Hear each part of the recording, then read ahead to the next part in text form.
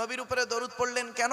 বিশ্বনবী মুহাম্মদ সাল্লাল্লাহু আলাইহি ওয়াসাল্লাম বলেছেন, মান সাল্লা আলাইহি ওয়াহিদাতান সাল্লাল্লাহু আলাইহি আশারা, যে ব্যক্তি আমার উপরে একবার দরুদ শরীফ পাঠ করবে আল্লাহ রাব্বুল আলামিন নামায় আমলনামায় 10টা নেকি লিখে দেবে। জোরে বলুন সুবহানাল্লাহ।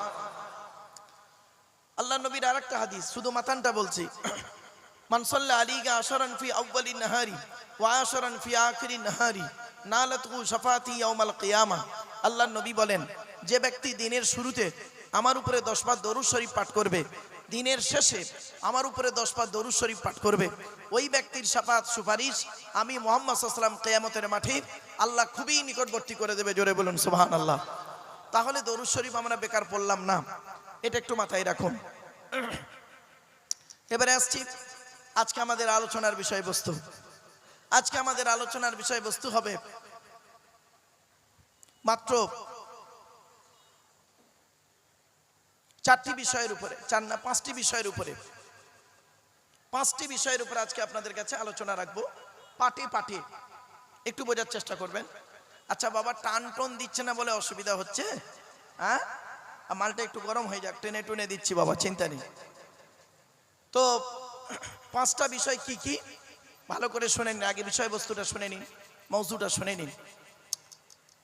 ইন্ট্রোডাকশনে বলে দিচ্ছি, যার দেওয়া পৃথিবীতে বাস করি, যার দেওয়া সূর্যের কিরণ গায়ে লাগাই, যার দেওয়া চাঁদের প্রতিফলিত রশ্মি রাতে ব্যবহার করি, যার দেওয়া আকাশের পানি পান করি, যার দেওয়া জমিনে ঘর বেঁধে থাকি, চাষ করে খাই, যার দেওয়া অক্সিজেন ফ্রি ফ্রি নিয়ে কার্বন ডাইঅক্সাইড ছেড়ে দিই, এ সমস্ত অবদান কার? জোরে বলুন। তাই জীবনের সব ক্ষেত্রে জন্ম থেকে মৃত্যু পর্যন্ত মাথা নত করব, সাজদা দেব, ভিক্ষা চাইব একমাত্র শুধুমাত্র কার কাছে? এটা যত তাড়াতাড়ি বুঝতে পারবেন তত তাড়াতাড়ি আমার বক্তব্য আপনাদের বোধগম্য হবে। It is my concept. চলুন, তাই আজকে প্রথমে আলোচনা করব আল্লাহ রাব্বুল আলামিনের আলোচনা, অর্থাৎ আল্লাহর পরিচয়।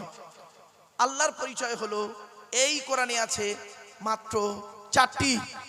কটি? 4টি। আল্লাহর পরে স্থান হলো নবীদের। কাদের?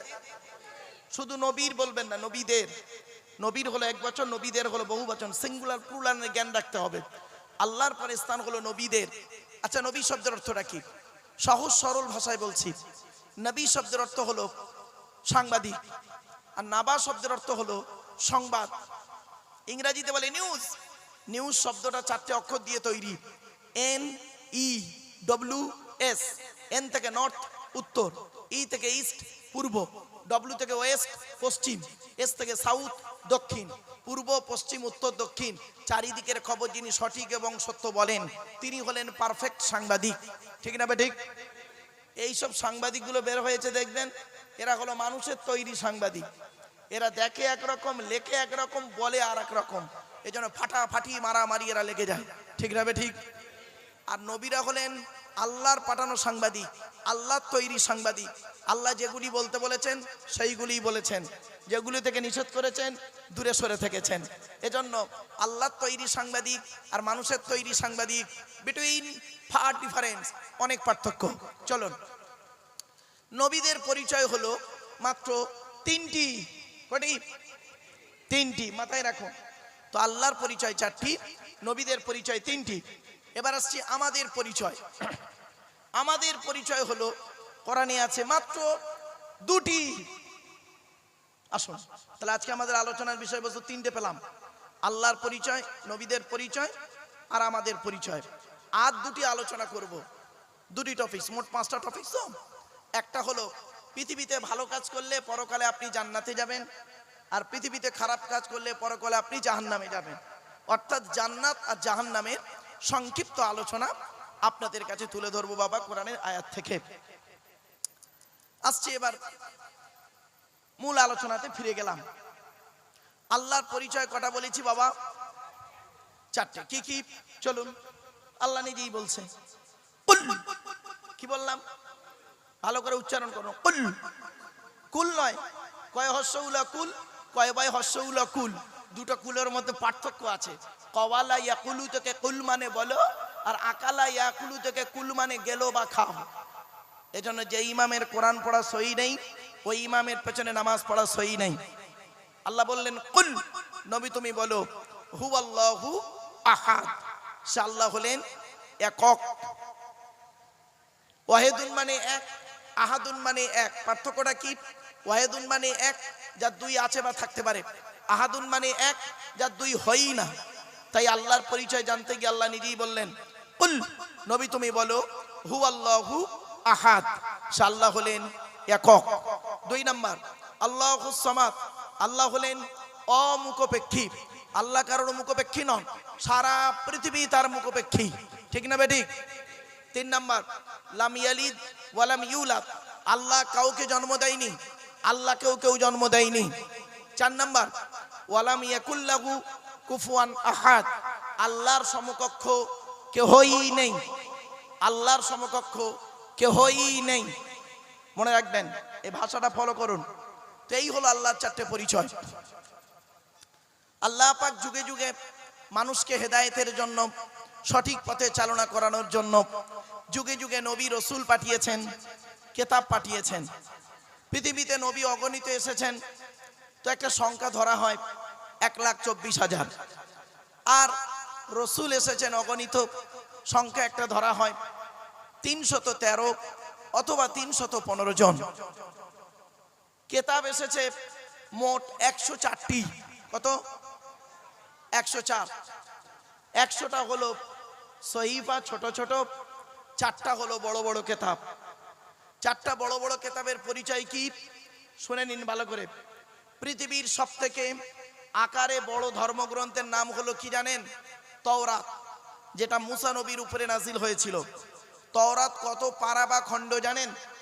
1000 পারা বা খণ্ড তাওরাত মুসা নবীর উপরে নাজিল হয়েছিল। আর তাওরাত কেতাব নাজিল হয়েছে রমজান মাসের 6 তারিখে।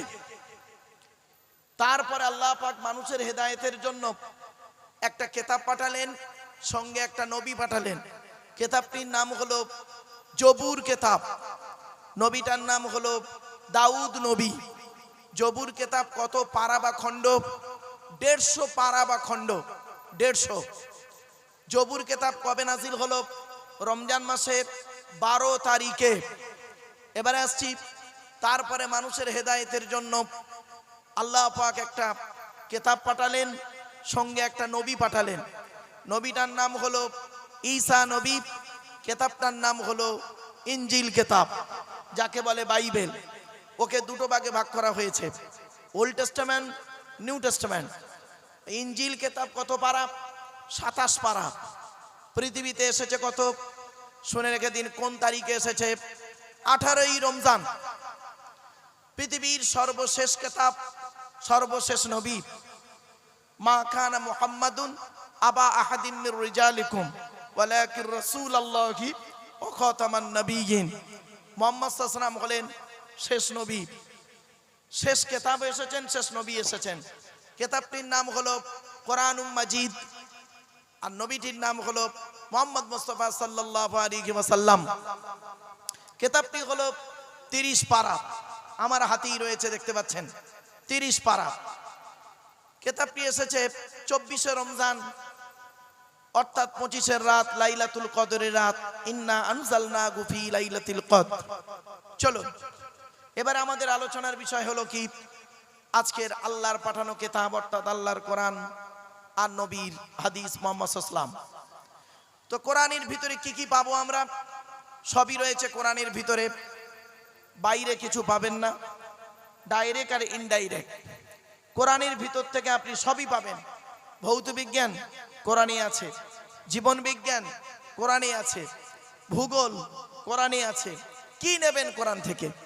সবই রয়েছে কোরআনের ভিতরে, ডাইরেক্ট ইনডাইরেক্ট। এই কোরআনকে নিয়ে গবেষণা করছে সারা পৃথিবী, সারা পৃথিবী কোরআনকে নিয়ে গবেষণা করছে। America, London, France, Britain, Japan, Jordan, জার্মানির ঠান্ডা করে বসে বসে কোরআন কিনে গবেষণা করছে। কারা করেছে? Humphrey David, Michael Faraday, Einstein, Isaac Newton, doctor Morris বুখাইরি, মিস্টার কুক, মিস্টার জাবেরিন, mister Campbell, Raja Rammohan Roy, Ishwarchandra Vidyasagar, Rabindranath Tagore, Acharya Jagadish Chandra Bose, Francis বেক, ফ্রান্সিস ড্রেক, উইলিয়ামস কিথমুর, উইলিয়ামস হার্ভে, এরা কোরআন কিনে গবেষণা করেছে। আমরা কিন্তু কোরআন কিনে গবেষণা করতে পারিনি। শায়েখ কি চলে যাচ্ছেন? শায়েখ চলে যাচ্ছে, শায়েখ চলে যাচ্ছেন। আচ্ছা বাবা, যোগ্য আলেম যোগ্য মানুষ সামনে বলতে নেই। মানুষের সুরাত দেখলে বোঝা যায়, মিশলে বোঝা যায়। বাপেরা যাই হোক, সামনে বলতে নেই তো, এই জন্য আমি আর ডিসকাস করলাম না ওনার সামনে। আমার বাপেরা, হাক্কানি আলেমদের সোহবতে থাকবেন, এতটুকু আপনাদের বললাম। এবার আসছি, পৃথিবীতে এই 4 কিতাব, কোরআনের ভিতরে আছে এমন একটা সূরা। এই হাফেজ সাহেব, ছেলেরা ভালো করে শুনে নাও বাপ, কোরআনে এমন একটা সূরা আছে যে সূরাটি আদম আলাইহিস সালামের উপরে নাজিল হয়েছে। ওই সূরাটি হযরত ইব্রাহিম নবীর উপরে নাজিল হয়েছে। আবার ওই সূরাটি মুসা নবীর উপরে নাজিল হয়েছে। আবার ওই সূরাটি কোরআনেও নাজিল হয়েছে। একটা সূরা, একটাই সূরা। কোরআনের এমন 10টা আয়াত আছে, শুনে নিন, আজ আপনাদের বলে যাচ্ছি। এমন 10টা আয়াত আছে যে 10টা আয়াত আদম নবীর উপরে নাজিল হয়েছে, শীষ নবীর উপরে নাজিল হয়েছে, নূহ নবীর উপরে নাজিল হয়েছে, ইদ্রিস নবীর উপরে নাজিল হয়েছে, লূত নবীর উপরে নাজিল হয়েছে, হুদ নবীর উপরে নাজিল হয়েছে, সালেহ নবীর উপরে নাজিল হয়েছে, মুসা নবীর উপরে নাজিল হয়েছে, শুআয়ব নবীর উপরে নাজিল হয়েছে, ইলিয়াস নবীর উপরে নাজিল হয়েছে, ইব্রাহিম নবীর উপরে নাজিল হয়েছে, ইয়াকুব, ইসহাক, ইউসুফ। শুধু তাই নয়, ঈসা নবী থেকে শুরু করে মুহাম্মদ সাল্লাল্লাহু আলাইহি ওয়াসাল্লাম পর্যন্ত আর জুলকিফল পর্যন্ত সকলের উপরে নাজিল হয়েছে ওই 10টা আয়াত। সেই আয়াত কোরআনে আছে। আজ আমি বলে যাব বাপ, একটু ধৈর্যের পরিচয় দিন। 10টা হারাম এই কোরআনে আছে। 250 রকমের হারাম। কত কত? 250 রকমের হারাম আছে, 250 রকমের হালাল আছে। মোট 500 হারাম হালাল আয়াত আছে কোরআনে। 250 রকমের হারাম। আপনারা কটা হারাম জানেন? টেনে টুনে গোটা 50টা বলতে পারবেন। সুদ খাওয়া, মদ খাওয়া, ঘুষ খাওয়া, জেনা করা আর বিয়ের পণ নেওয়া, নারী নির্যাতন করে, এই কটা হারামই বলবেন। 250 রকমের হারাম আছে, 250 রকমের হালাল আছে। এই কোরআনে 82 থেকে 83 জায়গায় বিভিন্ন অ্যাঙ্গেলে নামাজের কথা আছে। আবার এই কোরআনে 92 জায়গায় আছে লেখাপড়ার কথা। কত জায়গায়? 92 জায়গায়। তাহলে 82 সংখ্যাটা বেশি না 92 সংখ্যাটা বেশি? শুনে রাখবেন, লেখাপড়ার শেষ নেই। বিশ্বনবী মুহাম্মদ সাল্লাল্লাহু আলাইহি ওয়াসাল্লাম বলেছেন, উতলুবুল ইলমা মিনাল মাহদি ইলাল লাহাদ, দোলনা থেকে নিয়ে কবর পর্যন্ত লেখাপড়া শেখো। তাই আমার বাপেদের বলে যাচ্ছি, এক মাদ্রাসার জলসায় এসেছেন, শিক্ষা প্রতিষ্ঠানের জলসায় এসেছেন। এই শিক্ষা প্রতিষ্ঠানের জলসায় এলে কিছু কথা আমাকে বলতে হয়। বেশ কিছু হাই স্কুল, কলেজ টলেজে যাই, সেখানে কথাগুলো বলতে হয়। আবার এখানেও কথাগুলো একটু বলছি, রাগ করবেন না। যারা শিক্ষা দেয় তাদেরকে টিচার বলে, যারা শিক্ষা নেয় তাদেরকে স্টুডেন্ট বলে। আর যে জিনিসটা শিক্ষক ছাত্রের মাঝখান থেকে যেটা উঠে আসে ওটাকে শিক্ষা বলে। ইংরেজিতে কি বলে? Education. What is the definition of education? Education শব্দটার ব্যাখ্যা করলে কি হয় জানেন? কল্পনা করতে পারবেন না। E D U C A T I O N, এক একটা লেটারের এক একটা গুণাগুণ আছে, তবেই তাকে এডুকেশন বা শিক্ষা বলে। ই থেকে ইগারলি, ডি থেকে ডেভেলপমেন্ট, ইউ থেকে ইউনিভার্সাল, সি থেকে ক্যাপাবিলিটি, এ থেকে অ্যাক্টিভ, টি থেকে টলারেন্স, আই থেকে ইন্টেলিজেন্ট, ও থেকে ওবিডিয়েন্স, এন থেকে ন্যাচারাল। এতগুলো গুণে গুণান্বিত বস্তুকে বলা হয় এডুকেশন বা শিক্ষা। যাকে তাকে শিক্ষা বলে না। শিক্ষাটা নেবে কে? যে নেবে তাকে বলা হয় স্টুডেন্ট। এই ছাত্র ছাত্রীরা ভালো করে শুনে নাও। মা বোনের এখানে আছে? হ্যাঁ, আজ ওয়াজের 12টা বাজিয়ে দেবো, রাগ করবেন না। আচ্ছা, এবার আসছি, একটু হাসির ছলে কেন বলি জানেন? রাগ করবেন না, আমি জানি একঘেয়ে বক্তব্য করার মাঝখানে একটু আপনারা খাবারের মাঝে একটু করে চাটনি স্যালাড খান না? বিরিয়ানির মাঝে স্যালাড খান। তো আমি আজকের বিরিয়ানির মাঝে একটু স্যালাড দেবো। কখনো ধনে পাতা কুচে দেবো, কখনো টমেটো কেটে, কখনো কাঁচা লঙ্কা কেটে, কখনো লেবু চটকে। রাগ করবেন না, চলো এবার আসছি। Student, who is student? Student হতে গেলে কতগুলো গুণ থাকতে হবে। S T U D E N T, এক একটা লেটারের এক একটা গুণাগুণ আছে, তবেই তাকে স্টুডেন্ট বলে। স্টুডেন্ট মানে এই নয় যে 10টায় গেল 4টেই এলো। আমতলা জামতলা বুড়ির বেলতলা বাঁশতলা, ইকোপার নিকোপার, চিড়িয়াখানা ভিক্টোরিয়া, জাদুঘর, তারামণ্ডল, নদীর পার্কে বসে একটু প্রেম নিবেদন করলো আর সারা বছর পড়লো না, পরীক্ষার খাতায় টুকলি করলো আর স্যার ধরলো ছুরি মারলো, এর কোনো দিন স্টুডেন্ট বলে না। স্টুডেন্ট হতে গেলে কতগুলো গুণ থাকতে হবে শুনে নেন। এস টি, এস থেকে স্টাডি, টি থেকে ট্রুথফুল। স্টুডেন্ট হতে গেলে সর্বপ্রথম হলো তাকে সত্যবাদী হতে হবে, সত্যবাদী হতে হবে। এখনকার ছাত্র ছাত্রীরা, বেশিরভাগ ছাত্র ছাত্রী মিথ্যাবাদী, সকলে নয় বেশিরভাগ মিথ্যাবাদী।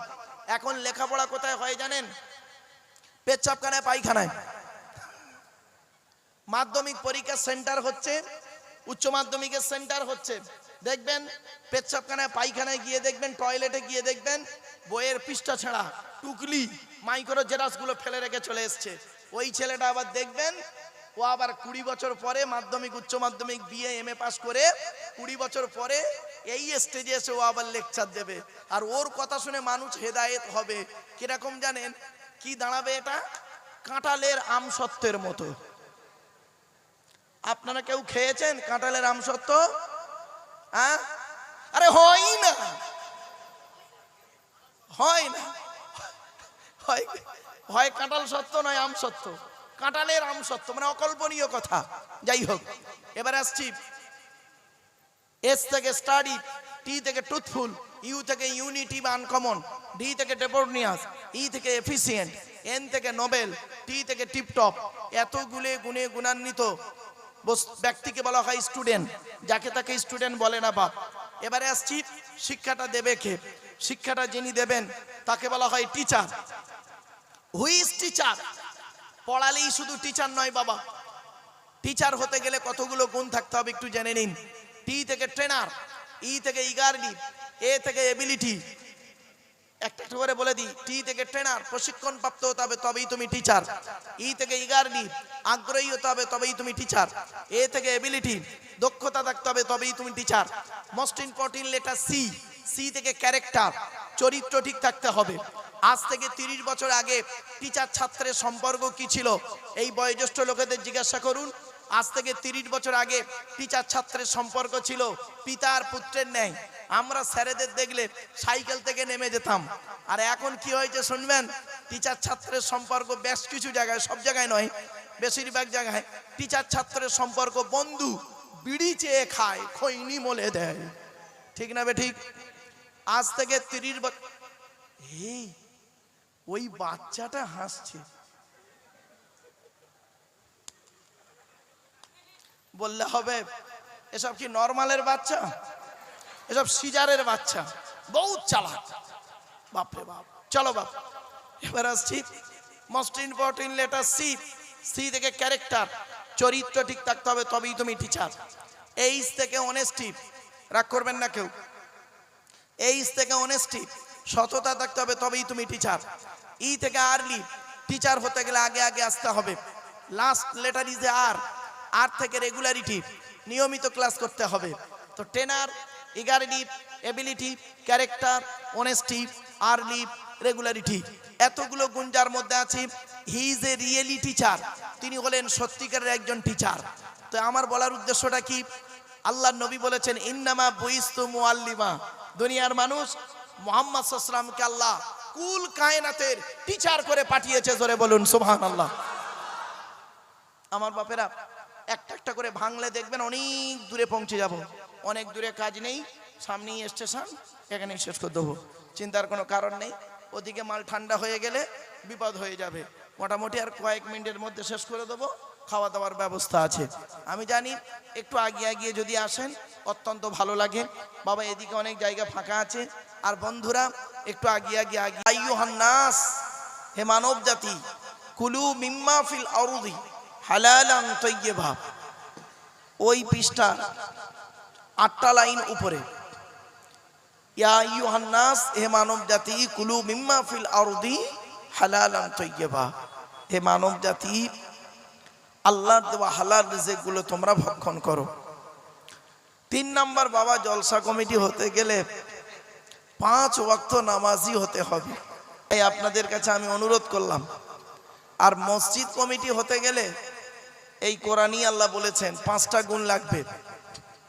ইন্নামা ইয়ামুরু মাসাজিদাল্লাহ মান আমানা বিল্লাহ ওয়াল ইয়াউমিল আখির ওয়া আকামাস সালাত ওয়া আতাজ যাকাত ওয়া লাম ইয়াখশা ইল্লাল্লাহ ফাআসা উলাইকা ইয়াকুনু মিনাল মুহতাদিন। 10 নম্বর পারার 8 নম্বর পৃষ্ঠা 9 নম্বর লাইন, সূরার নাম সূরা তাওবার 18 নম্বর আয়াত।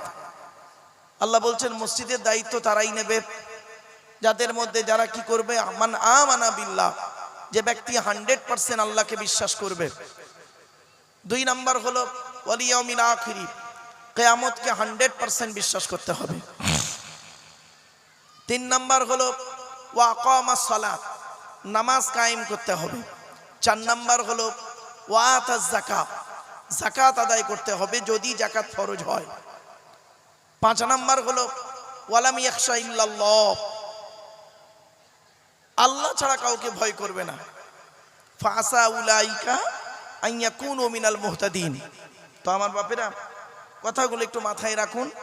আলোচনার শুরুতেই আমাকে একটু বলার সুযোগ দিন, যাতে করে আমি 2-4টে কথা আপনাদের কাছে বলতে পারি। আমার নিজস্ব কোনো ক্ষমতাই নেই। সুবহানাকা লা ইলমা লানা ইল্লা মা আল্লামতানা ইন্নাকা আনতাল আলিমুল হাকিম।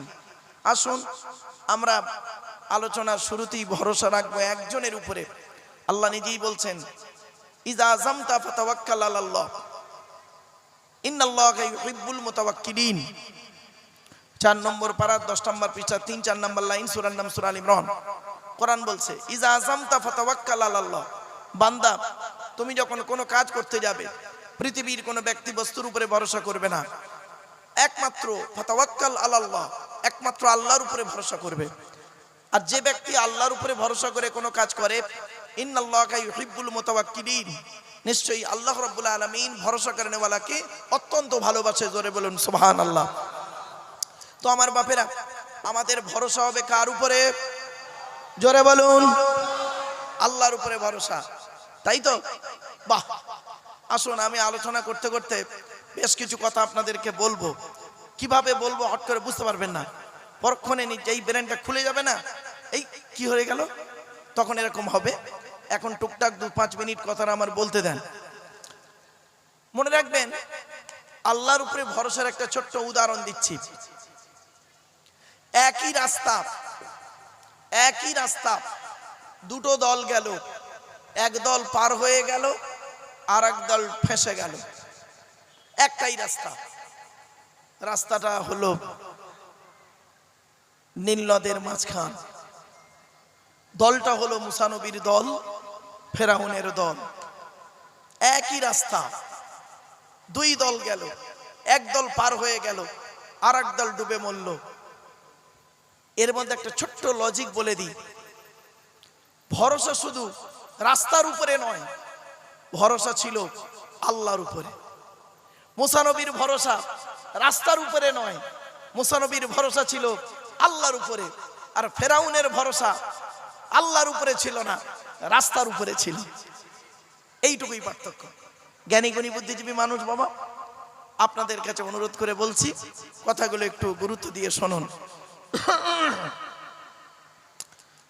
শ্রোতা হতে গেলে 3টে জিনিস লাগবে বাবা। শ্রোতা হতে গেলে খালি এসে প্যান্ডেলে বসলেই শ্রোতা নয়, 3টে জিনিস লাগবে। 1 নাম্বার শরীর পাক, শরীরটা পাক হতে হবে।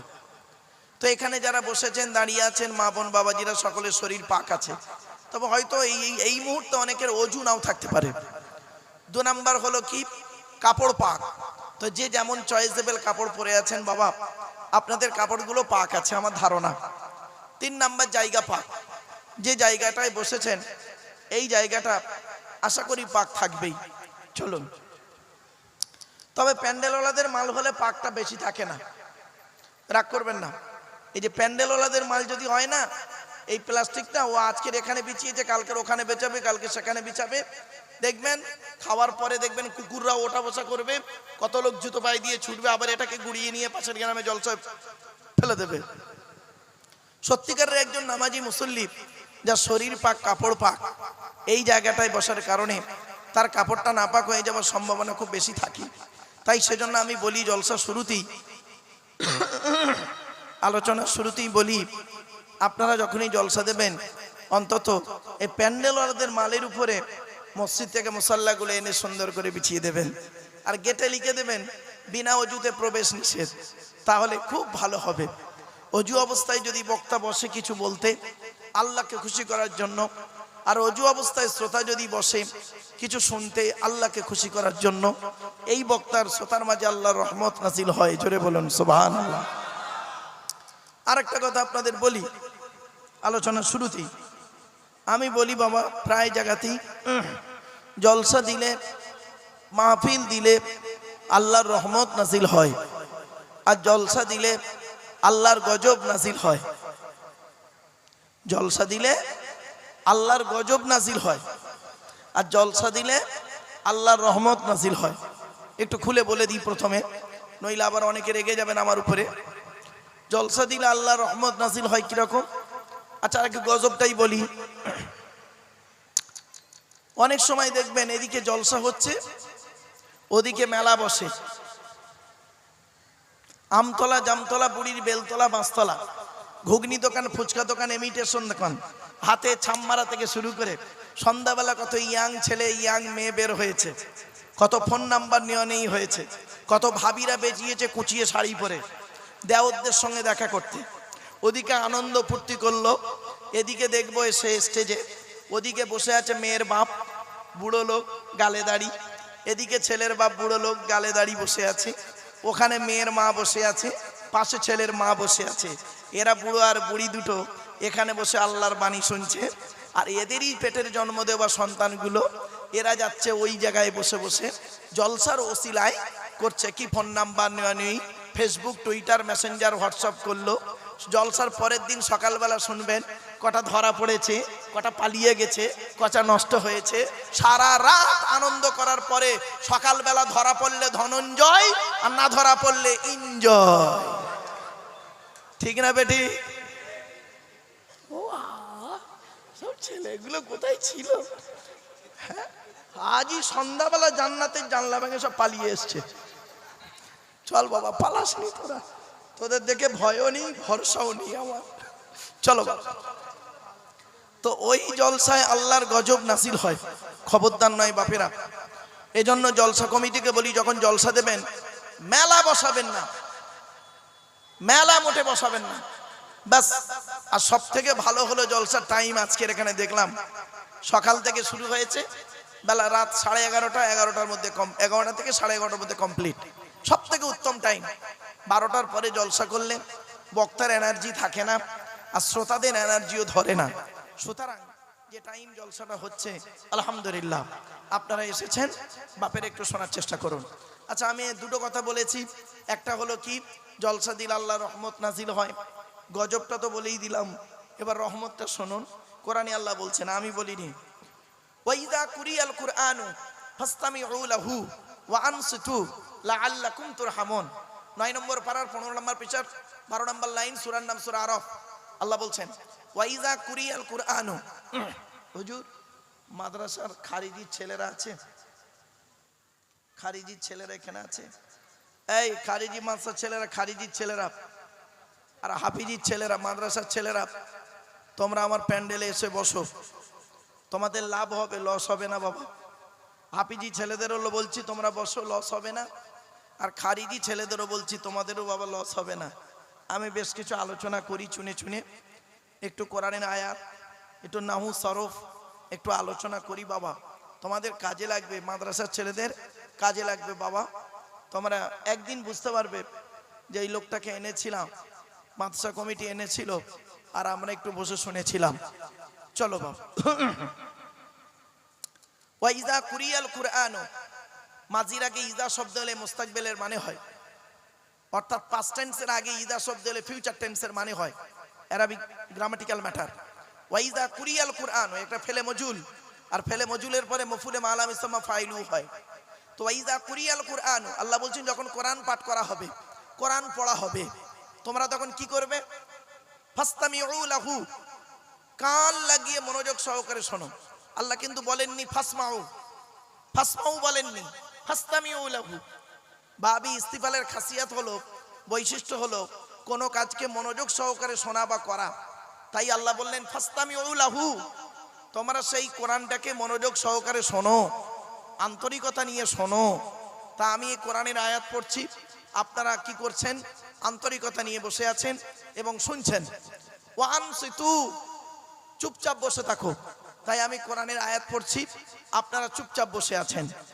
বিনিময়ে কি হবে? আল্লাহ বলছেন লাআল্লাকুম তুরহামুন, আশা করে যে আমি আল্লাহ তোমাদের উপরে রহমত নাজিল করব। জোরে বলুন সুবহানাল্লাহ। তাহলে বাবা, জলসা দিলে কোনোদিন খারাপ হয় না, ভালোই হয়। জলসার মতো জলসা দিলে ঠিক আছে, আর এই উল্টো পাল্টা জলসা দিলে সমস্যা হয়ে যায়। চলেন। وقال الله تعالى في كلام المجيد والفرقان الحميد إن الله وملائكته يصلون على النبي يا أيها الذين آمنوا صلوا عليه وسلموا تسليما। দরুদ শরীফ। اللهم صل على سيدنا مولانا محمد وعلى آل سيدنا مولانا محمد। বাপেরা একবার ওই দরুদটা পড়ুন তো, যে দরুদটা আমরা নামাজের মধ্যে পড়ি।